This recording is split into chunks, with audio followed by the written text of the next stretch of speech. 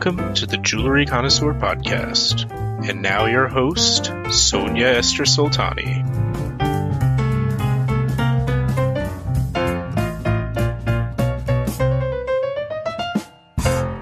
Welcome to the Jewelry Connoisseur podcast. It's a podcast for people in the jewelry industry that want to learn more, and it's also for jewelry lovers who just want to expand their knowledge. Here we talk about everything that has to do with vintage and antique jewelry. I'm your host, Sonia Esther Soltani. I'm the editor of Rappaport. I edit a monthly magazine for the trade that covers everything from mining to retail. I'm also editing an online publication called Jewelry Connoisseur, like this podcast, where you can learn about estate jewelry, contemporary design, and gemstones. And I'm curating an Instagram account, Rappaport Jewelry Pro, in which we try to educate as much as possible our listeners who are all enthusiastic about jewelry. I love to learn about jewelry. I love to have exciting guests who tell me more, and I hope that by the end of this episode you also feel you've discovered something new about the fascinating world of jewelry. Something very important in our industry is connection, trust. How do you build it? How do people want to do business with you? To have this conversation, I couldn't think of a better guest than Melissa Wolfgang Amenc. Melissa is a sixth-generation gem and jewelry dealer based in Geneva. She works for Golay Fils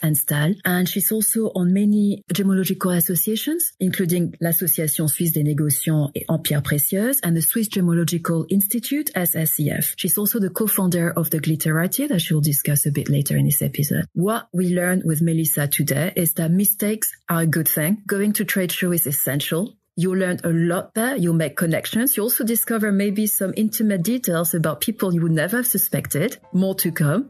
And how important it is to make connections genuine that come from the heart. And I think you're going to enjoy a lot of the wisdom that Melissa has to impart. Hi, Melissa. How are you? Hi, Sonia. I'm great. Thank you. Thank you for having me. So I wanted to start with something we discussed with Melissa, what it means to have a good name. So what do you say, Melissa? How do you get a good name in this industry? Well, I'm obviously very biased. I don't know what it's like to have a different name than the one I have. I come from a very privileged background. As you said, I'm sixth generation in my family. So there were 5 generations doing the work before I got here, and I got to benefit from that. I think that having a good name is really important to build trust or to continue trust or to get your foot in the door. But I also think that just being a hard worker and having no name is equally important. I know plenty of people that I'm very close to that are 0 generation or first generation, and they're extremely hardworking and they do everything right and they're very successful. So I think we're entering a new sort of era of our industry where hard work is equal to nepotism, if I can say that. It probably always was, but I think that it's taking a precedent maybe. And can you tell us a bit more about your family? So my family, as far as I know, has always been in the business on my father's side. And it was both of his parents. His mother's family was in the business. They were the Goodweert family from Antwerp. They were diamond dealers in Antwerp. And his father was a gemstone and diamond dealer in Geneva. He grew up here. He was Polish and he went to America during the war. He died just before I was born. And he bought Golay Fils Stahl in 1961 or 62. He was already a supplier of the company. And his father was also a dealer. I mean, it just went on and on. And obviously, you know, like you came, you had to make yourself known in this industry. But how do you also build on this trust? I always worked really hard. I'm not patting myself on the back. I think a lot of people who are successful work hard. I started working when I was 15, doing odd jobs because I wanted to make my own pocket money. And then when I was 20, I started working in the industry. So I worked hard. I was always taught that to learn about jewelry, you had to see a lot of jewelry. So I went where I could see a lot of jewelry. And I was very fortunate that I knew a lot of people through my family who gave me opportunities and helped me pave the way. But I think having a really strong work ethic probably garnered me some trust. And yeah, I think working hard is really important. I don't think it's that complicated, really. I think you just do the work. You learn everything that you can. You read the books. You gain as much knowledge as you can. And, you can know a lot of things, but you have to show up and do the work. And I worked in places where I had very strong leaders in front of me. My father has a very strong work ethic. I worked at Christie's and Francois had a very strong work ethic. And I was never taught that there was a second option. Absolutely. And I think I heard another interview with François Curiel when he said you always have to be the last one leaving the office. Is it something that you heard as well, Melissa? I've heard better and I've heard worse when it comes to working with Francois, but I'll always say that I learned a lot from working with him. And I don't think I was the last one to leave the office by any means, but I definitely was taught that you had to work hard. For someone joining the jewelry industry right now, what mistakes would you tell them to avoid at any cost, just to be sure that they can grow and flourish in this industry? I think actually mistakes are wonderful trampolines for learning. There are not a lot of mistakes that I would recommend you not make other than not paying your bills. I think that if you want people to respect you and to trust you, our business is one of the few businesses that has existed just on your word and a mazal and a handshake for so many generations and centuries, really, that I think that if you keep your word and you pay your bills on time, I recommend making all kinds of other mistakes because that's how you learn. I still make mistakes and I'm still learning. Is there one mistake that you would like to share with us that you feel was really a big learning curve for you? I think the mistakes I've made have just been more, you have illusion in a piece and you see a price and maybe you paid a little too much. I think people underestimate the emotional aspect of our industry. I think very few people don't get emotional. I think a lot of people say they don't get emotional, but I think it's human nature to be emotional about buying things that are beautiful and involving a lot of money. I think it's easy to get carried away when you see something. Sometimes you have that feeling of needing to own something. You fall in love with a piece or with a stone and you know very well that you're not going to make a lot of money, but you just have this feeling where you need to own it. You need to be a part of the story.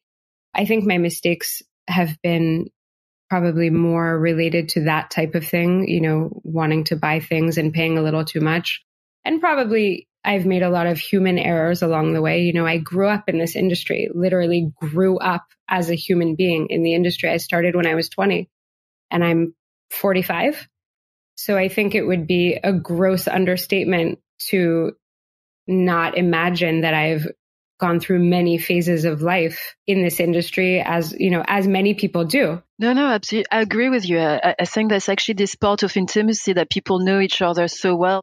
Is there any mistake you could share with our listeners that you think taught you something? I think it's easy to get carried away with our emotions in this industry. We buy beautiful things with lots of money, and it's easy to fall into this fonctionnement where you just want to own something. You're not going to make money, but you just want to hold on to it a little bit longer. I think we've all made those mistakes, myself included, where you just pay a little too much, you get a little too carried away. And then I think it's easy also to make mistakes on a human level. You're a young woman, you come from a long line of people, you feel like you have big shoes to fill, and you're going through what a friend of mine used to call growing pains, just becoming an adult. And I don't think those are mistakes. I just think they're parts of life that we underestimate. And there's a real intimacy, I think, to our industry. We spend a lot of time on the road, or we used to, doing shows. It's that sort of false sense of intimacy that you have on Instagram. Like, when you follow someone and you see them on vacation and you see their families and you're not really supposed to know that they were in the Bahamas last week, but you feel like you know their whole life and you run into them and you have a conversation and you realize you know absolutely nothing about them. Going to shows is kind of the same. You spend a week in close quarters with people and you see them sleeping in the airplane in their pajamas and you see them at the pool in their bathing suit. And you have drinks and you go out to dinner, and it really creates the sense of knowing a person and intimacy. And then the week is over and you go back home. And I mean, obviously you do business during all of those things, not to make it seem like we just go to the pool and have drinks. I think it's easy to feel a closeness in an industry that really is about business. It's hard to explain. That's why I wanted you to have you on a specific podcast on this topic. because there's more than the business deal. And this intimacy, I think, is also something that, if you have empathy and you understand what the other people want, that's very important. And that creates these long-term relationships that are not just based on, I sold you a beautiful piece of jewelry for the right price and, we shook the hand and that's it. So how do you create something more intimate and long-lasting in terms of connections than just, saying, okay, we've done the right price, the right deal. I paid my bills on time. I think it really, as you said, depends on your personality. I don't think I was always so open to that type of relationship with my clients. I think some clients it just clicked and some didn't. And it depends on their boundaries also. I try to be respectful of other people's boundaries. Some people are not interested in what you did on your summer vacation or where you had dinner last night. I'm always interested because, as you said, I like to connect to most people. I'm able to do a business deal with you on Monday and have dinner with you on Tuesday, but the two don't overlap and one has no effect on the other, but not everybody is like that. And that's something that maybe I learned over time, not consciously, but it just came. And how do you create connection? I really don't know.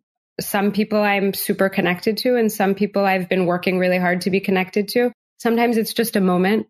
I had a client for years and years and years. And every time I would see the person, I would say, oh, let's have dinner, or let's have a coffee, or let's like anything, some liquid in a cup. Let's just see each other. And they always really kept me at arm's length. And finally, I kind of gave up and I saw the person at a big event. It was at a wedding and we were staying in the same hotel and she was with her husband and I was with my husband. And it just, we were on the other side of the world and it just created a little bit of that last little bit where I was able to realize that it was not personal. It was just, they kept a great distance between themselves and the people they did business with for a myriad of different reasons. And that week at this event created a friendship that is something that I will always cherish because it was just the little tiny bit that was left. And today she's someone I'm very close with and who has helped me and taught me a tremendous amount. Sometimes it's just a little thing where you need to see someone in a different setting or take things out of context. It's hard to define really because it just really depends on the two personalities. It's alchemy. Yeah. And sometimes it works and sometimes it doesn't.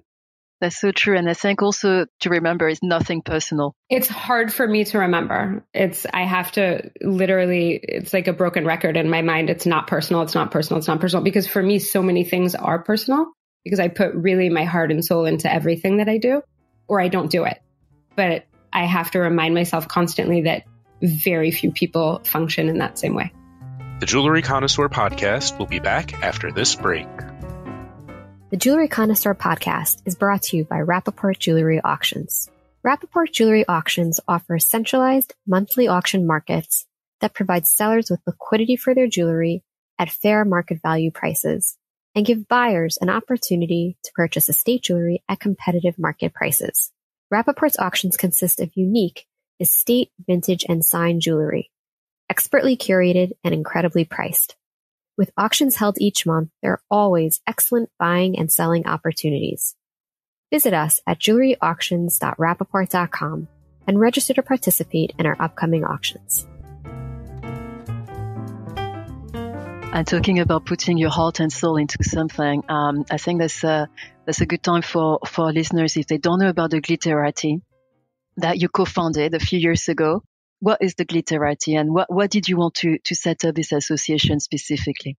The Glitterati is a nonprofit association with the goal of creating synergy amongst women in the industry. So we provide mentorship, education. We started pre-pandemic, and I think we had lofty goals for education. And then the pandemic happened and everything became online. And it's hard to sort of get out of that because we kind of like online. And also we're sort of always, never know like which foot to dance on with the pandemic, because once you get comfortable with, oh, let's have an event, then, there's another strain of COVID that comes. So for now, I'm not even trying to get out of the online right now because I'm comfortable there for the time being. And I know it's not the best place to be. So we do webinars. We did 4 or 5 great webinars last year, trying to bring interesting subjects to people who may or may not have the privilege or the access that I was lucky enough to have. As you mentioned earlier, because I've been around for a little while, I know a lot of people. So I try to use my connections and the connections of my connections to bring things to the table for people to have access to interesting things. We have about 88 members, which is a good boutique size for an association. People contact me for all types of different things. I have a job interview. What do you think about this? Or I'm quitting my job. This job is going to be available. Do you have any members that you think would know? It's, it goes from the mundane to the life-changing. And I'm just happy to be able to contribute to helping other people because I'm aware that not everybody was as lucky as I was. And I'm just happy to give back. And I give back in a lot of different ways, not just with the Glitterati, but I'm satisfied to just have, a conversation with someone and think that maybe I helped them. Absolutely. And where do the members come from for the Glitterati? Because you're based in Geneva, but you have members from all over the world? I'm in Geneva and my members are indeed all over the world. And they are at different stages of their career, you would say. You have some young women who are starting in the industry. You have newcomers as well, who just maybe decided to have a career change. And you have people who've been in this industry for a long time and have vast experience. And you brought them together with the association. We do. We have 11 women who are mentors from all different walks of life of the industry. There are people that work in manufacturing. There are people that work in diamonds and stones, antique jewelry, vintage jewelry, people who have small businesses, people who are not really interested in mentoring about jewelry, but who are happy to teach you on how to run a small business. So really across the board, there's a great group of women. I'm not per se in the mentoring committee, but I think I do probably contribute quite a bit. It's just nice. It's just nice. I see young people, or like you said, not young people, but newcomers come into the industry and they don't really know where to start. It's hard to know how to get your feet off the ground. And again, I don't consider myself someone who knows how to do that because I never had to. But I want to help the people who need it if I can. So as someone who's relative newcomer, I'm a full disclosure member of the Glitterati. And I think what you do is fantastic. People wouldn't have the chance to see each other at the shows, especially during COVID, who suddenly had opportunities to interact, who have, as you said, these 11 mentors who are very generous with their time if you want to contact them. And I think it just creates this network that you need when you start in any type of industry, but especially an industry that is so close-knit, where you need to have people that you can rely on and have, just bounce ideas and sometimes doubts as well about where you're going, what you should do. And I think that's wonderful that you created this place that's very much a nurturing place for women. And I know that you contribute to a lot of other associations as well, not just this one. But I would say really for people who are listening, just to check it. And I think what you've achieved as well with the webinars and the education was fantastic during COVID to keep us entertained and educated and informed. So that's really a big thank you. And I think you do a lot for women in the industry. I always feel guilty that I don't do enough, but I definitely do as much as I can.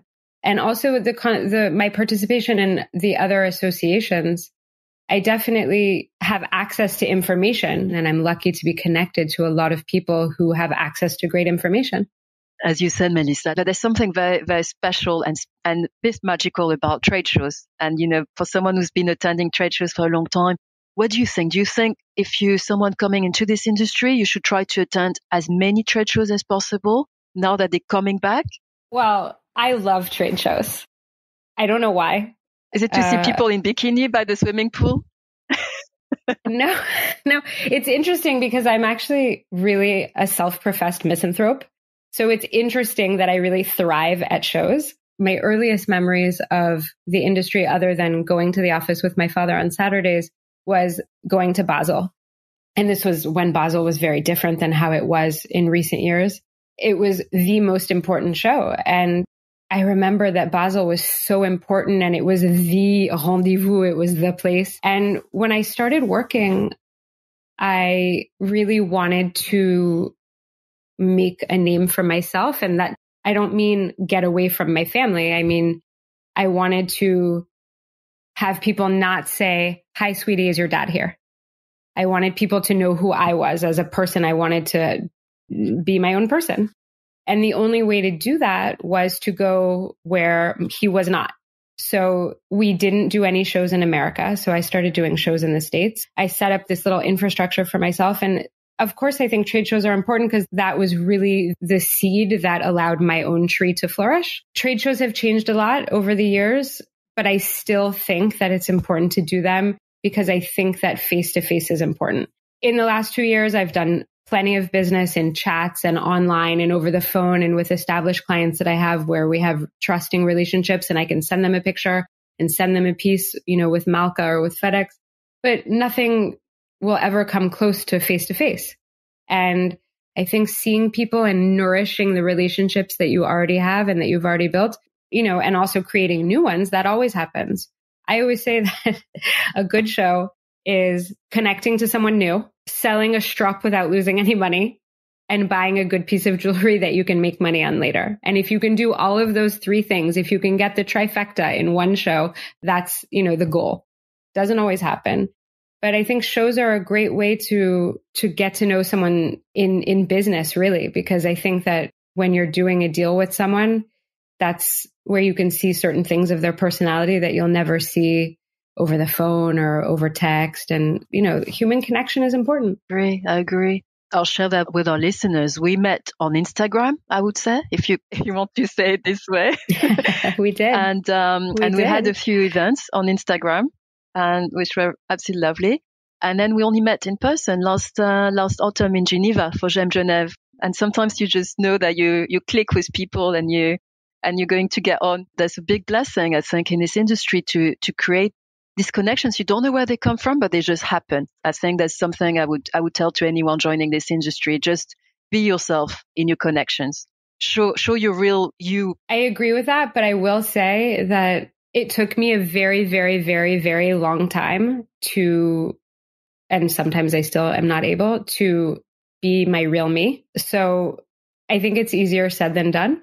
I think it takes a lot of self-confidence to be yourself with people you don't know. I also encourage that, but I also understand that it's not easy for everybody, especially again, emotions, money, ego. There's a lot of factors in the melting pot here that make it hard to really be yourself. Absolutely. And do you have a motto you go by? Something that I know you read a lot. I know you learn, you grow, so what is the motto with your experience that you could impart with our listeners? I have so many. I'm obsessed with so many people that have so many great things to say. Unfortunately, none of them are really mine. Adam Grant, Brene Brown. I mean, all the people I'm obsessed with. Can I say a bad word? One bad word. Go for it. So I would say the best motto is inhale the good shit, exhale the bullshit. I think that is probably the best motto, especially at trade shows. Just breathe in and out. Love it. I think that's a great one to close on. It wasn't a bad word. No, it was a tiny bad word. And if anyone that knows me knows that that's probably the nicest bad word I'll ever say. Thanks, Melissa. Thanks for being yourself. Really, it's a real privilege to know you. I think, for anyone coming into this industry and, for anyone, I would say just build your network, try to find like-minded people, that you connect with. Maybe this connection is not right now for your business. Maybe in 10 years time, you'll do business together. Who knows? And I would say nurture people and I think also be kind because you don't know where people are going to be and you don't know what, and people have a long memory as well. And I think really fun industry that's so based on connections. I think that's really, really important to start with, an open heart. I agree with everything. People have long memories, but I also think that people make mistakes.